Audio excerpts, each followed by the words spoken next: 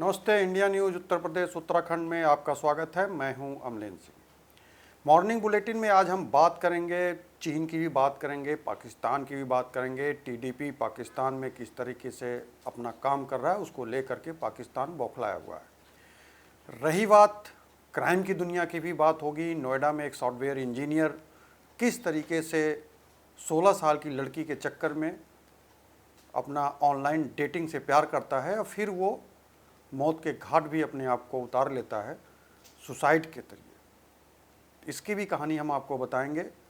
Atiq gang में क्या चल रहा है हलचल, क्या अतीक गैंग को संभालने के लिए उसका बेटा आगे आ चुका है, इसकी भी पूरी कहानी हम आपको बताएंगे। रही बात बांग्लादेश की, अगर बांग्लादेश में रूसी सेना ने जो एक तरीके से बोले तो सपोर्ट किया है या फिर कहें तो बांग्लादेश जो सेना के कई टैंक उतारे हैं रूस की तरफ से, उसको लेकर के क्या अपडेट है, कहाँ खलबली मची है। चारों तरफ से युद्ध के जो संकेत आ रहे हैं अगल बगल कंट्री में, वो भी एक चौंकाने वाली बात है।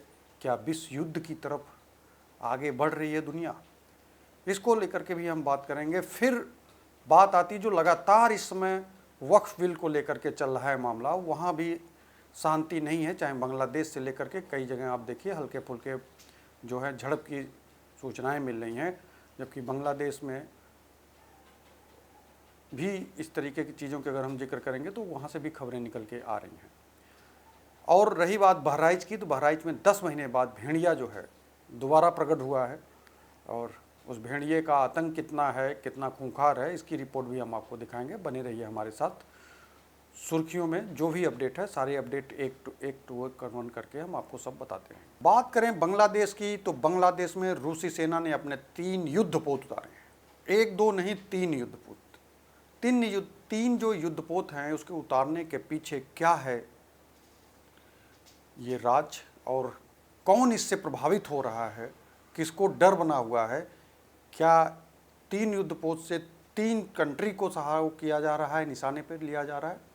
बाकी ये पूरी रिपोर्ट में आप देखिए कि इन तीनों युद्धपोत का मतलब क्या है, कौन डरा है, कौन सहमा हुआ है और किसको सबसे ज्यादा नुकसान हो रहा है। बांग्लादेश में जंगी जहाज, क्या है रूस का प्लान। आर्मी चीफ का मॉस्को दौरा, बांग्लादेश में असर दिखा। रूस ने भेजे जंगी जहाज, रणनीति में होंगे बदलाव।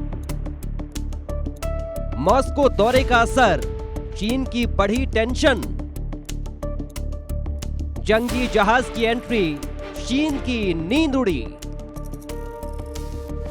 जैसे ही रूसी नौसेना के 3 युद्धपोत बांग्लादेश के चिट्टागोंग बंदरगाह पहुंचे, कई देशों की निगाहें बांग्लादेश पर टिक गई।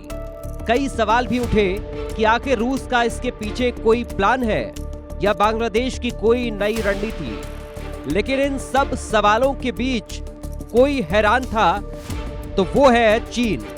अगर किसी की नींद उड़ी तो वो है ड्रैगन, क्योंकि शेख हसीना की सरकार गिरने के बाद और मोहम्मद यूनुस के सत्ता संभालने के बाद से ही बांग्लादेश की सरकार का झुकाव चीन की तरफ रहा है। ऐसे में बांग्लादेश में रूसी जंगी जहाजों की एंट्री से चीन का हैरान होना लाजमी है। रूस के क्षेत्रीय प्रभाव को बढ़ाने की दिलचस्पी के बीच ये कदम बांग्लादेश की विदेश नीति में रणनीतिक बदलाव का संकेत है। बांग्लादेश की सेना चीन पर निर्भरता कम करना चाहती है। ऐसे में उसने रूस की तरफ हाथ बढ़ाया है। रूस की नौसेना के 3 युद्धपोत रविवार को बांग्लादेश के चटगांव बंदरगाह पर पहुंचे।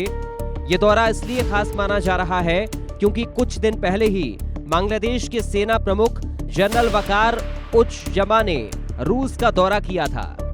उनकी मॉस्को यात्रा के कुछ ही दिनों के बाद रूस के ये जंगी जहाज बांग्लादेश पहुंच गए हैं। बांग्लादेश की नौसेना के जहाज बीएनएस खालिद बिन वालिद ने उनका स्वागत किया। ये जहाज 4 दिन तक चटगांव में रहेंगे। अब तक माना जा रहा था कि बांग्लादेश की सेना का झुकाव पूरी तरह चीन की ओर है, लेकिन रूस के युद्धपोतों का आना दिखाता है कि बांग्लादेश अब चीन पर पूरी तरह निर्भर नहीं रहना चाहता। वो रूस जैसे दूसरे बड़े देशों के साथ भी रिश्ते मजबूत करना चाहता है। बांग्लादेश की सेना फिलहाल कई रक्षा उपकरण चीन से खरीदती है, लेकिन इस कदम के बाद साफ है कि अब वो दूसरे विकल्पों की तलाश में है ताकि चीन पर निर्भरता कम की जा सके। चीन को इससे परेशानी हो सकती है क्योंकि रूस की म्यांमार में पहले से ही मौजूदगी है और अब बांग्लादेश में भी उसका प्रभाव बढ़ रहा है। आपको बता दें कि बांग्लादेश के सेना प्रमुख वकार उज जमा हाल ही में 4 दिन की रूस यात्रा पर थे। वहां उन्होंने सरकार के मंत्रियों और सैन्य अधिकारियों से मुलाकात की और हथियार बनाने वाली फैक्ट्री का दौरा भी किया। रूस पहुंचे जनरल जमान ने सैन्य सहयोग पर चर्चा की थी। बांग्लादेश की ये नई रणनीति दिखाती है कि वो बड़ी ताकतों के बीच संतुलन बनाने की कोशिश कर रहा है। ऐसे में ये देखना दिलचस्प होगा कि चीन, रूस और बांग्लादेश के रिश्ते आगे कैसे बदलते हैं। Bureau report, India news. बात करें भेड़िए की। भेड़िया आया, लगातार आप सुनते होंगे। 10 महीने पहले ये आवाज़ आपको सुनाई देती थी। चारों तरफ से आपके मोबाइल में भी मैसेज आते थे, रील भी बन रहे थे और देखें तो पूरा फेसबुक से लेकर के सोशल मीडिया भेड़िए को लेकर पटा हुआ था। यूपी की अगर हम बात करें तो फिर भेड़िए का 10 महीने बाद एक आवाज़ सुनाई दी है कि फिर भेड़िया आया है। देखिए इस रिपोर्ट में कि भेड़िया है क्या और भेड़िया इस बार जो आया है वो किसको शिकार बनाया है और उसके शिकार का कहाँ तक असर पड़ा है, उस असर के बारे में भी हम पूरी रिपोर्ट में दिखाएंगे। बने रहिए हमारे साथ। फिर लौटा आदमखोर भेड़िए का आतंक। दूर से सूंघ कर भेड़िए ने किया पहला शिकार। मां की गोद से खींच ले गया बच्चा, हाथ पेट खा डाले। यूपी में 10 महीने बाद लौट आया भेड़िया। जी हां, 10 महीने बाद बहराइच में सिसैया चूड़ामणि गांव के लोगों की नींद चैन सब कुछ छिन चुका है। देखिए कैसे गांव के लोग रातों में जागने पर मजबूर हैं, छतों पर बैठकर पहरा दे रहे हैं। उन्हें डर है कहीं भेड़िए का अगला शिकार वो न बन जाए, इसलिए नींद भरी आंखों में खौफ साफ देखा जा सकता है। बहराइच के महसी तहसील अंतर्गत बग्गर गांव के पास भेड़िए के हमले के बाद दहशत का माहौल है। हालांकि इस घटना के तत्काल बाद वन विभाग की टीम एक्टिव हो गई है।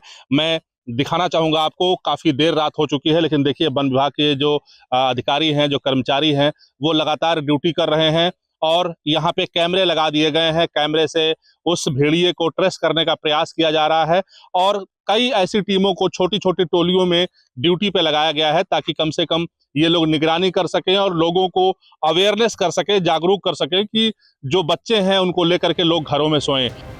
गांव वाले तो जाग ही रहे हैं, साथ ही पुलिस वाले और वन विभाग की टीम भी पहरेदारी में जुटी है। पटाखे दागकर धमाका किया जा रहा है ताकि भेड़िए अगर आसपास कहीं छुपे हों तो बाहर निकल आए और पकड़ा जा सके। मेरे पीछे आप देखिए गांव के तमाम लोग हैं और ये जाग रहे हैं। छोटी छोटी टोलियों में इसी तरीके से लोग जाग करके और लोगों को जगाने का प्रयास कर रहे हैं और ये बताने का प्रयास कर रहे हैं कि लोग घरों के अंदर रहें, अपने जो बच्चे हैं उनको भी वो साथ में लेकर के घरों के अंदर सोएं। हम इनसे बात करेंगे, इनसे पूछ लेंगे कि ये बताइए, आधी रात हो चुकी है, आप लोग जाग रहे हैं, क्या वजह है? भेड़िए के चक्कर में हम लोग जग रहे हैं। बहुत दंगा हुआ है। कल 4 बजे सुबह में बच्चे को उठा के लेके गया, उसके पीछे पीछे हम लोग दौड़े चौड़ा चबंडर में, फिर बच्चे को पाया, फिर उसको अस्पताल भेजा गया, जिला बहराइच। तो आप लोग के मन में काफी अब डर हो गया है? हाँ, डर हो गया सर। पिछली बार भी यही इलाका भी हुआ था। तो ये घटना हुआ था एक कोलैला गांव में, एक बच्चे को उठा के लेके गया, उसको पूरा नटाई काट के उसको मार डाला गया। आप बताइए कि अब किस तरीके से अपने परिवार के लोगों को आप लोग बचाएंगे? हम लोग घर में रह के बचाएंगे उनको। सिसैया चूड़ामणि गांव के इस घर में भेड़िए ने हमला किया था।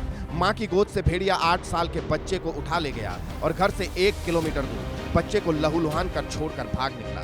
देखिए कैसे भेड़िए ने बच्चे का बायां हाथ खा डाला, गर्दन, चेहरे को भी चबा डाला। बच्चे को बहराइच मेडिकल कॉलेज में भर्ती करवाया गया, इलाज चला, लेकिन बच्चे ने दम तोड़ दिया। और भेड़िया आया, खा लिया, चला गया गाँव बग्गर सिसैया चूड़ा में। बच्चे की उम्र कितनी थी? बच्चे 8 पे हमला साल। कहा, क्या क्या खाया बच्चे का? 8 साल की उम्र थी और एक हाथ बाँह काट लिया है और हालत गंभीर है। वो जो हुआ खंभा थी खड़े रहन हाँ। तो वो लंग से आवा हाँ।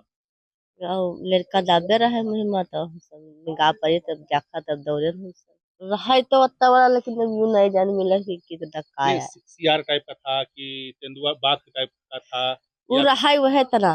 भेड़िया ही था? हाँ अच्छा, मतलब आप मानती हैं कि भेड़िया ही था? हाँ। भेड़िए की फिर से एंट्री के बाद वन विभाग मुस्तैद होकर पहरेदारी कर रहा है ताकि भेड़िए को जिंदा या मुर्दा पकड़ा जा सके। गांव के जो लोग हैं वो काफी डरे हुए हैं, काफी दहशत में हैं और यही वजह है कि यहाँ पर वन विभाग की टीम भी लगी हुई है।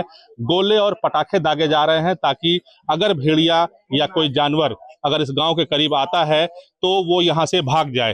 पुलिस विभाग की टीम भी यहाँ पर मौजूद है, लोगों को बताने का प्रयास कर रही है, लोगों को समझाने का प्रयास कर रही है कि लोग घरों के अंदर सोएं, घरों के बाहर ना रहें। यही लोगों को बताने का प्रयास पुलिस विभाग की टीम भी कर रही है और लगातार लोगों को जागरूक कर रही है। सबसे बड़ी बात यह है कि जिस तरीके से 2024 में भी इसी समय यानी कि मार्च और अप्रैल के महीने में भेड़िए का हमला शुरू हुआ था जिसमें 10 मासूमों की जानें गई थी। आखिरकार सरकार के निर्देश पर 5 भेड़ियों को पकड़ा गया था और उन्हें गोरखपुर के चिड़ियाघर में भेजा गया था। 10 महीने पहले भी इसी इलाके में भेड़ियों ने आतंक मचा रखा था। 10 मासूम बच्चों की जानें गई थी। इसके बाद 5 भेड़ियों को पकड़कर चिड़ियाघर छोड़ा गया था, लेकिन अब एक बार फिर भेड़िए की वजह से दहशत का माहौल है।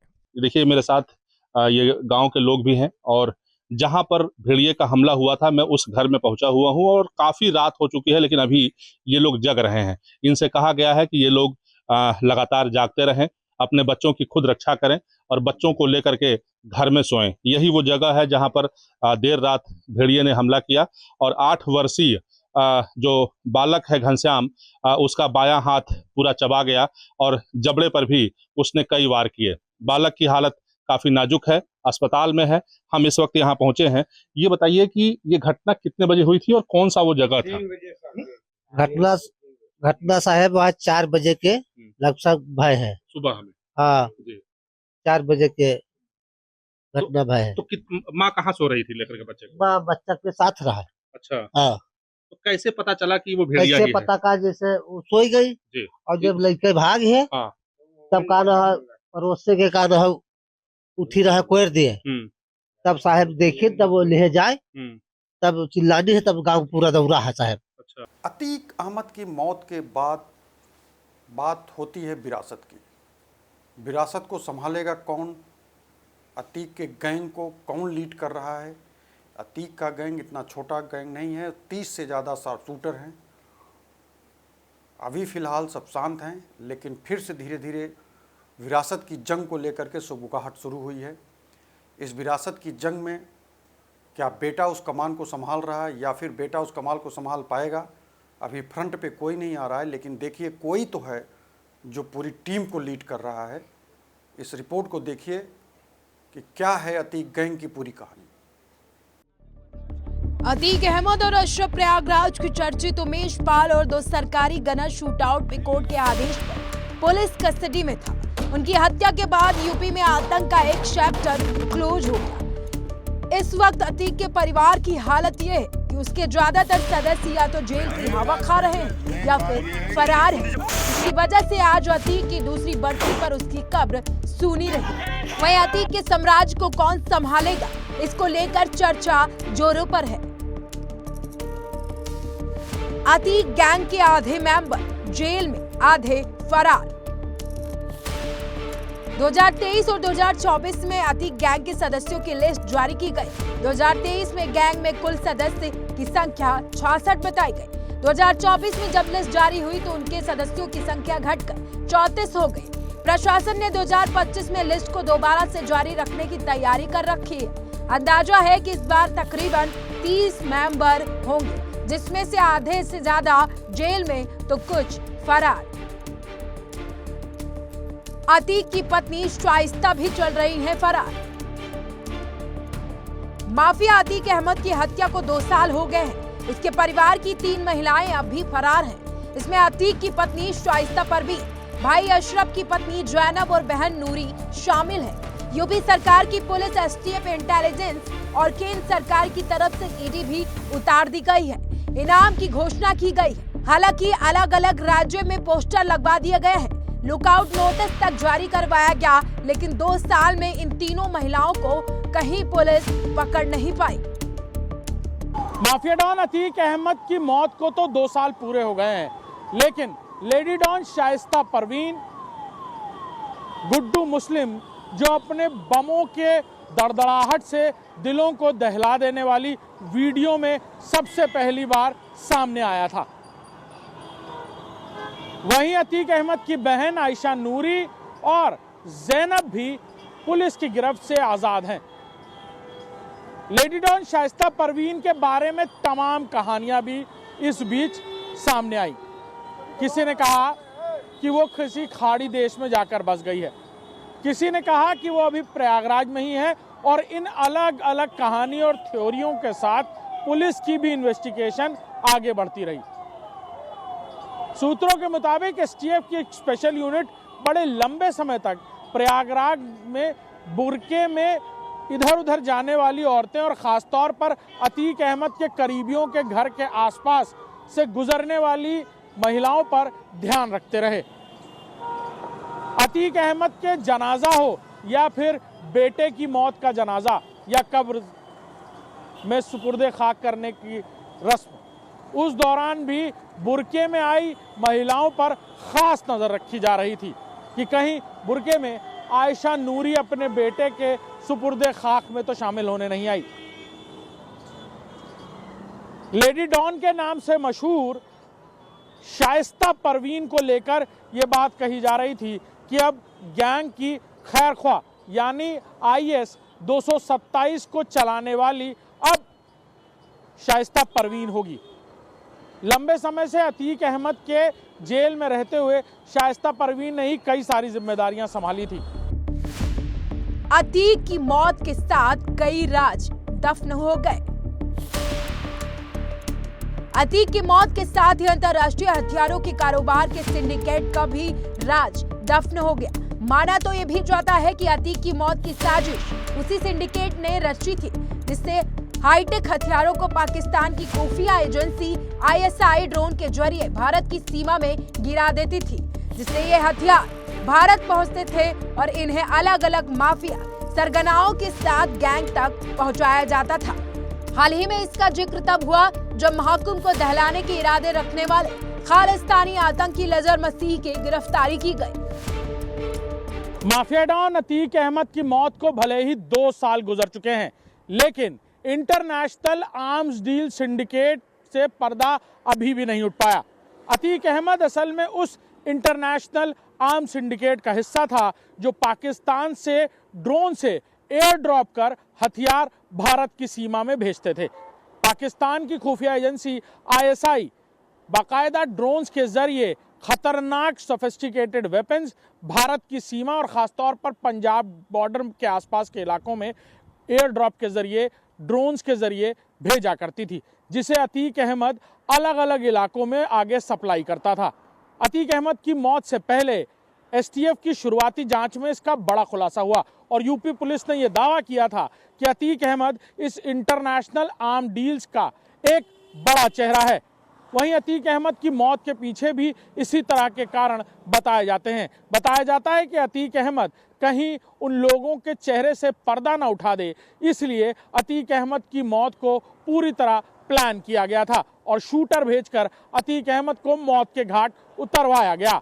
हाल के ही दिनों में पकड़े गए एक आतंकी लजर मसीह ने भी ये बात कबूली है कि बाकायदा पाकिस्तान से एयर ड्रॉप कर यानी ड्रोन्स के जरिए हथियार, हैंड ग्रेनेड्स और मादक पदार्थ भारत की सीमा में भेजे जाते हैं। जिसके बाद यूपी पुलिस के DGP प्रशांत कुमार ने भी कबूला था कि अतीक अहमद के वक्त इस बात का जिक्र यूपी पुलिस ने किया था। तब लोग इस बात को सवालिया निशान के तौर पर देख रहे थे, लेकिन अब आतंकी लजर मसीह, जिसे बब्बर खालसा इंटरनेशनल का एक शातिर आतंकी बताया जा रहा है और जो महाकुंभ में धमाकों को प्लान कर रहा था, उसने अपनी शुरुआती पूछताछ में ये बात कबूली है कि एक इंटरनेशनल आर्म सिंडिकेट है जो पाकिस्तान से एयर ड्रॉप कर यानी हथियार ड्रोन्स के जरिए भारत में लाता है। लेकिन अतीक अहमद की मौत के पीछे भी ये राज और इन आर्म्स डीलर जो भारत में और ख़ासतौर पर उत्तर प्रदेश के पूर्वांचल और कई ज़िलों में अपने पैर पसारे हुए थे,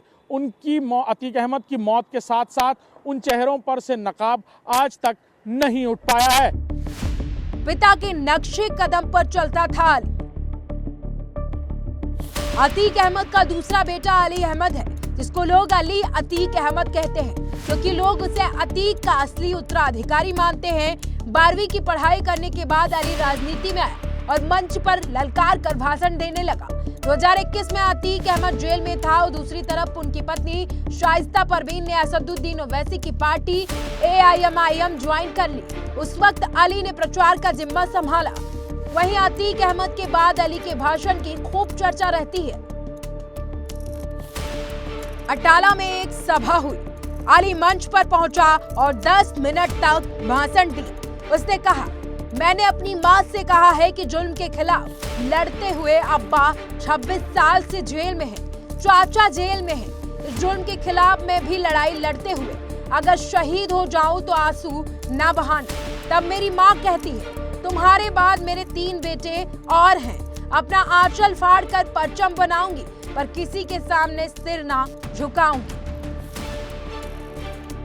अली के इस भाषण की खूब चर्चा हुई। हालांकि बाद में शाइस्ता ने 2022 में विधानसभा चुनाव लड़ने का फैसला टाल दिया। वहीं अतीक की मौत को अब 2 साल हो चुके हैं, लेकिन शाइस्ता परवीन और जैनब कहां हैं, किसी को कुछ पता नहीं। इसका पता अभी तक पुलिस भी नहीं लगा पाई है।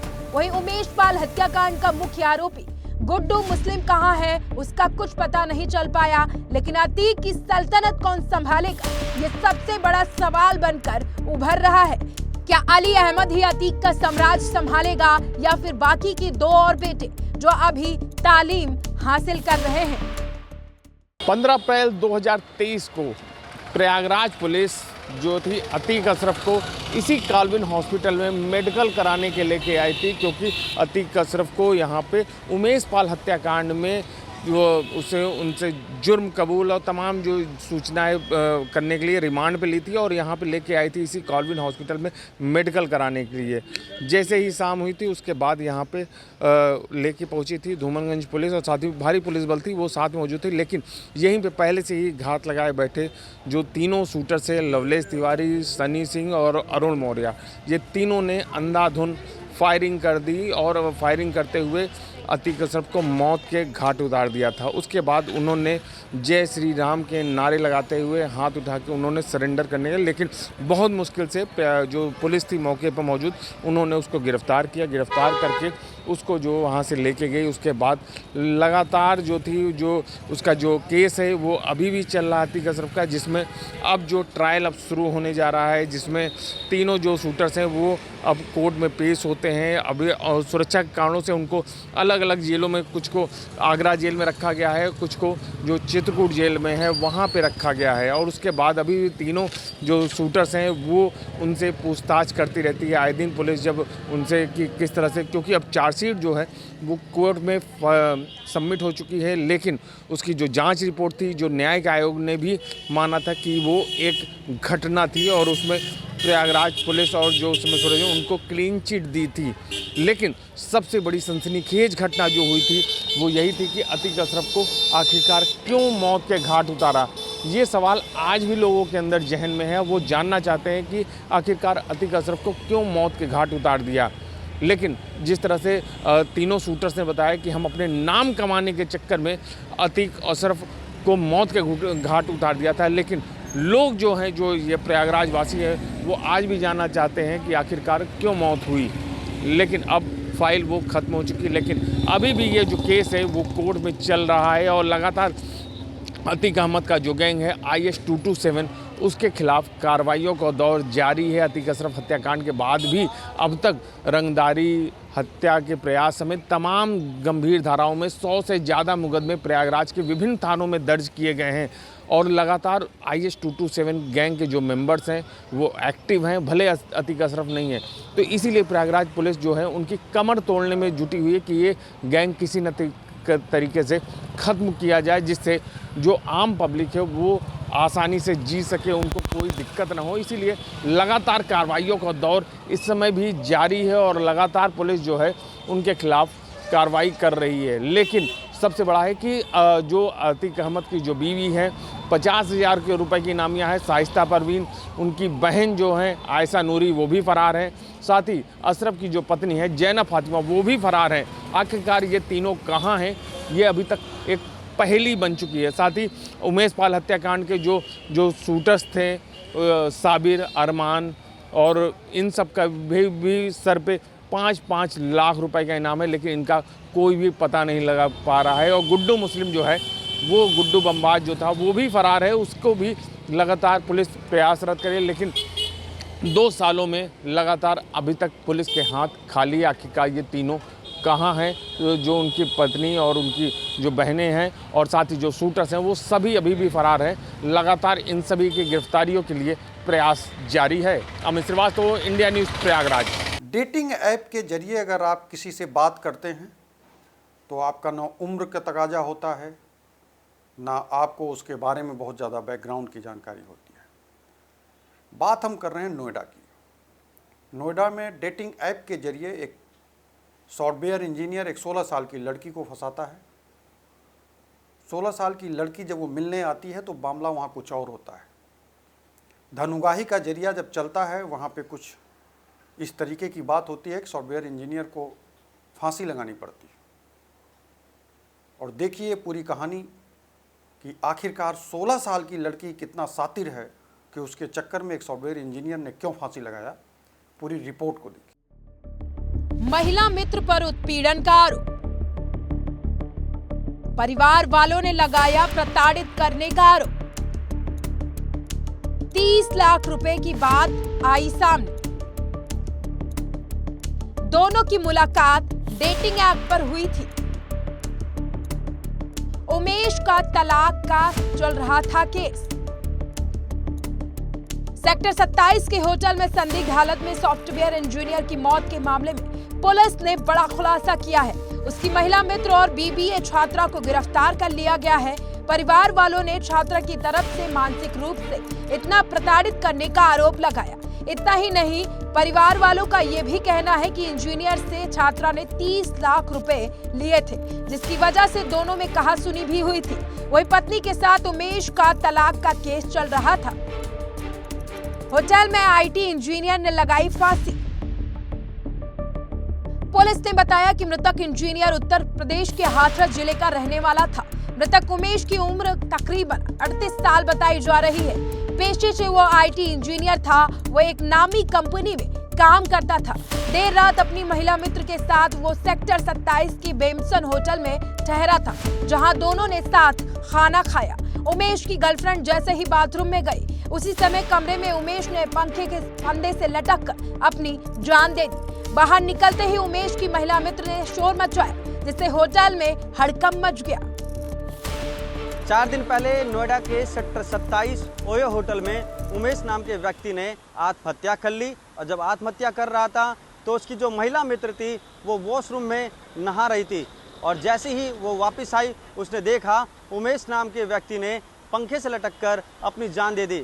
मौके पर जो पुलिस पहुंची, पुलिस ने शव को अपने कब्जे में लिया, पोस्टमार्टम के लिए भेजा। उसके बाद जो पोस्टमार्टम में रिपोर्ट आई तो उसमें भी यही दिखाई दिया, यही पता चला कि उमेश नाम के व्यक्ति ने पंखे से लटककर अपनी जान दी। ऐसे में जब ये बात परिजनों को पता चलता है, यानी कि मृतक के परिजनों को पता चलता है, तो वो बीबीए की छात्रा पर गंभीर आरोप लगाते हैं। यानी कि जो उमेश की महिला मित्र थी वो नोएडा के एक कॉलेज से बीबीए कर रही थी, और ये भी बताया कि कैसे उसने उमेश से पिछले 2 साल में अलग अलग तरीके से 30 लाख रुपए ऐंठे, और जब उमेश उस पैसों को वापस मांगता तो इकरम नाम की जो महिला थी, यानी कि उस पर आरोप लगाती, ब्लैकमेलिंग करती और शादी का दबाव डालती। ऐसे में उमेश पहले से ही शादीशुदा था, उसकी तलाक की बात चल रही थी अपनी बीवी से, मूल रूप से हाथरस का रहने वाला था। और पुलिस ने यह भी बताया कि उस समय जो उमेश है उसका साथी दोस्त भी आसपास था, यानी कि ये कांटेक्ट में थे।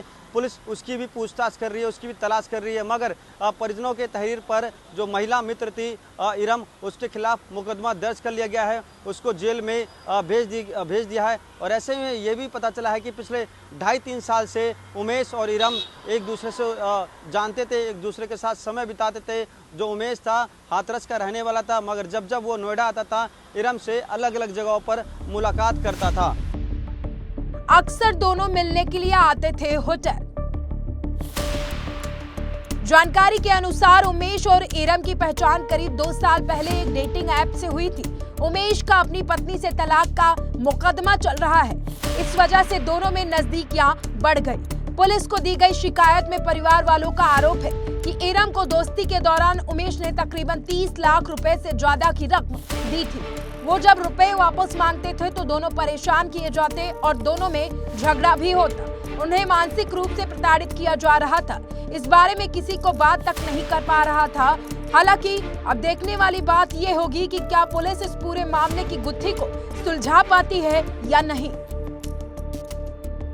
Bureau report, India news, Uttar Pradesh, Uttarakhand. देश दुनिया की सारी खबरों के साथ हम ऐसे ही आपके पास उपस्थित होते रहेंगे। हर पल पल की जानकारी हमारी टीम आपके साथ, आपके सामने हर खबर पर अपडेट के साथ उपस्थित होती रहेगी। फिलहाल आप बने रहिए, जल्द हम हाजिर होंगे। नमस्कार।